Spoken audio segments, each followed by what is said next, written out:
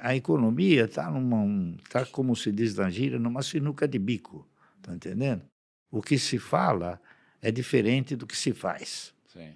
Essa aqui é a minha opinião. Os governos deveriam fazer mais. Ao invés de tentar aumentar tributo, seria reduzir custos, tá certo? E isso me parece que vai ser muito difícil. E retornar para o cidadão, né? Que não acontece.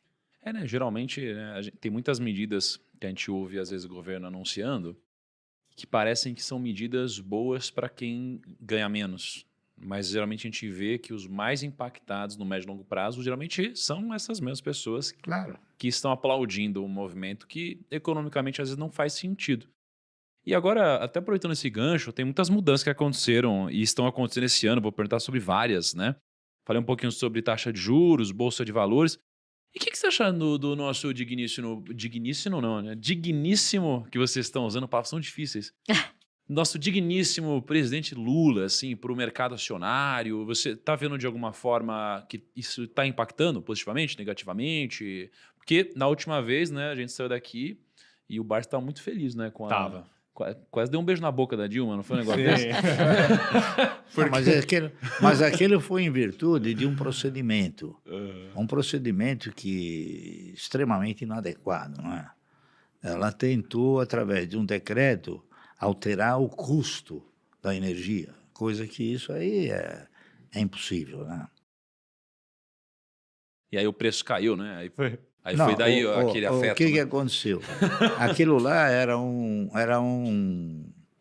procedimento tão inadequado que todos venderam as ações. E eu aproveitei para comprar porque a coisa chegou num preço tão banal, tão insignificante, que a relação preço-patrimônio chegou a ser 10 centavos, 8 centavos, 8%, entendeu? Mas fala um pouquinho mais sobre isso, porque você tocou num ponto que é crucial para mim. Que é quase que ser anticíclico de alguma forma. Né? Você falou, todo mundo queria vender, eu comprei. Quando você olha de fora, isso parece óbvio, parece lógico. Se todo mundo está vendendo, existe uma assimetria, é um bom momento para você comprar, por mais que o cenário não seja favorável, porque o pessimismo já reflete no preço. Né? Só que do outro lado, as pessoas não têm coragem para executar esse movimento contrário ou por algum motivo não o fazem. O que você que já passou por tantos movimentos como esse pode nos ensinar sobre esse tipo de situação que aparece até que frequentemente no mercado? Existem exemplos mundiais que, se você for analisá-los, por exemplo, o crack nos Estados Unidos em 1929. Grande parte quis vender e poucas pessoas compraram.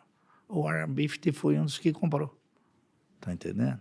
Então, quer dizer, isso mostra uma coisa importante, que o mercado de valores, além de ter uma definição de ser um mercado de risco, ele também é um mercado de oportunidades.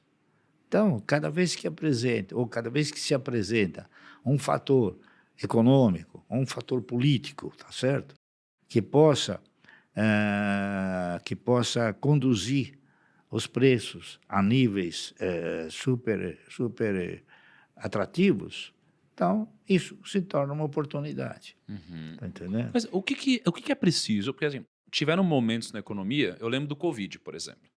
O Covid, a bolsa caiu lá, cara, acho que em 2 meses, 3 meses, caiu 50% quase. E aí eu lembro que esse foi um momento onde eu tava com medo. Só que eu tava comprando.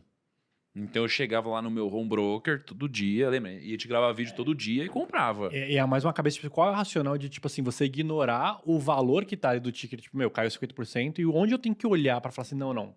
Tipo, eu tava R$20 e agora tá 10, mas, tipo, nada mudou. Porque, esse número de cair de 20 para 10 é assustador. Qual que é o segredo para que eu possa executar o movimento na hora que eu tenho que executar? Seja uma forma de pensar, seja mentalidade, ou seja a racionalidade do preço. Qual que é esse segredo para eu não perder essas oportunidades e para eu identificar essas oportunidades quando aparecem? É você ter a consciência. Convicção.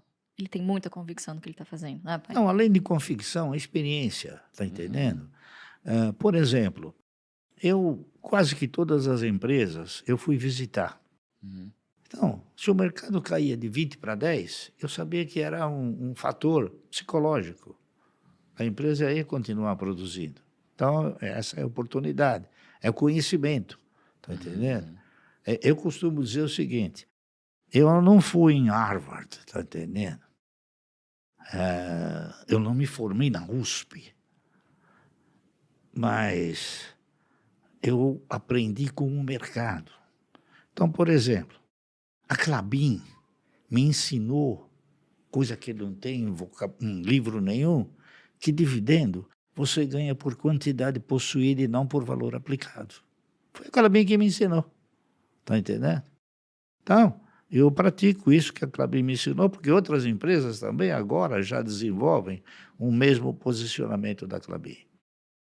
Então, eu chego até a dizer o seguinte, graças a Deus que eu não me formei na USP. Por quê? Senão eu seria provavelmente um economista, mais um economista correndo atrás de emprego. Tá certo? Então, eu aprendi o quê? Eu aprendi que você tem que investir na geração de riqueza e correr riscos. Tá correto? Riscos que eu corro até hoje. Só que são riscos calculados. O que é um risco calculado? Por exemplo, eu tenho não é filosofia, é uma postura de não investir em aviação, em construtora, em turismo, em shopping centers, em varejo, tá entendendo? Por quê? Porque eu sei, eu aprendi, o mercado me ensinou que não é um bom negócio. Historicamente, se você pegar quantas empresas de aviação quebraram, de turismo, então, eu não saberia te dizer. Agora, recentemente, a maior empresa de turismo do mundo na Inglaterra quebrou. É mais fácil falar que não quebraram, né? Que são as poucas que Não, E nem então, deve ter tantos não, anos mas é assim que de elas vão se revezando, né? Vão se Trocando juntando, vão CNPJ. comprando. É que nem varejo, né? Varejo vai se revezando. O camarada, ele sentimentaliza que aquele é um grande negócio e, no fim, ele acaba caindo no abismo, né? Entende? Então, essa experiência não está na literatura, está no mercado. Está correto? Então, eu dou graças a Deus de ter sempre me conduzido da forma de ir examinar, de olhar, de aprender o que o mercado tem para ensinar. Ô Luiz, e você que tá tanto tempo do lado do Barça e também já investe há bastante tempo, né? Tem alguma coisa que você aprendeu sobre esses movimentos de mercado, onde geralmente ninguém quer comprar, tá todo mundo com medo, e aí passa um tempo e a gente fala, nossa, era tão óbvio, assim. Tem alguma coisa que você pegou dessa... Não, eu acho que isso que eu comentei sobre convicção, né? Boa parte dos investidores que a gente vê por aí que são de longo prazo, são investidores de longo prazo por conveniência. O cara vai lá, ele entra numa ação, ele compra, cai um pouquinho, ele tem coragem de comprar um pouquinho mais. Cara, o negócio despenca, você passa por uma crise, uma situação complicada, ele não tem mais coragem. Ele fala, bom, agora eu vou ser um investidor de longo prazo, porque eu vou esperar o meu preço médio voltar. Eu tô no longo prazo em Melios. Eu também tô. Melios, Banco Inter e Magalu, eu tô longo prazo. mano. Não, Por falta de carregar opção. 50 anos aí. Virou longo prazo por falta de opção. Virou assim. longo prazo. Pois é, mas se fosse por convicção, por exemplo, como aconteceu... Não, tô falando assim, é uma crítica construtiva. Sim, sim. Usando aquele exemplo de 2013, quando a Dilma assinou o MP 579, que foi considerada, assim, literalmente o 11 de setembro do setor elétrico. A Eletrobras perdeu em 3, 4 meses um valor de mercado de 8, que ela demorou 8 anos para construir. Meu Deus. Foi para R$3. Então, você imagina quem construiu um patrimônio nesses 8 anos, de repente você vê Eletrobras a R$3. Você teria coragem de comprar? Ele comprou. Só que hoje o papel tá 42, 43. O meu papel caiu, a minha Melis caiu, eu não Sem comprei tempo. mais. Cara, o negócio é pegar uma cadeira no escritório do lado do Barça, cara. No que ele estiver Sem comprando, tempo. você já fica olhando. Ou então, Essa ou então cara, telefone. É Ou muita então quilometragem telefonar. rodada. Vocês sejam os primeiros. Veja bem, o que o mercado ensina. O que o mercado me ensinou nesses últimos 10 meses. Ele me ensinou que a referência de mercado mudou. Você sabe qual era a referência do mercado? O que fazia com que o papel subisse? Era a referência de mercado. Por exemplo, Overnight. uma empresa, ela registrava um lucro extraordinário. Era uma referência para o preço subir. Tá certo? Uma empresa divulgava um dividendo fantástico. Era uma referência para subir. Uma empresa acenava com a possibilidade do seu faturamento ser muito superior ao que era em virtude de um aumento de produção. Era uma referência. Essas referências deixaram de ser referências. Você sabe qual é a nova referência do mercado? A locação.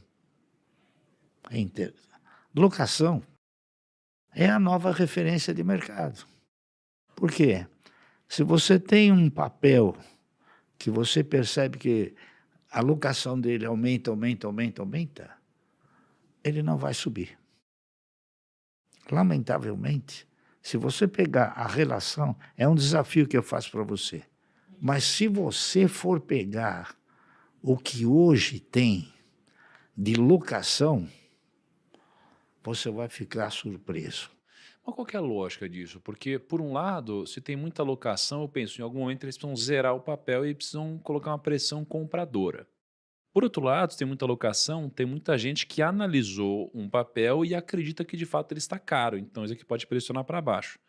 Qual que é a Mesmo lógica? não estando caro, Você acha que tem uma influência ali? eu acho que o pessoal, as instituições, que é uma gama de instituições, eu posso até falar, XP, UBS, Genial, eles operam vendidos.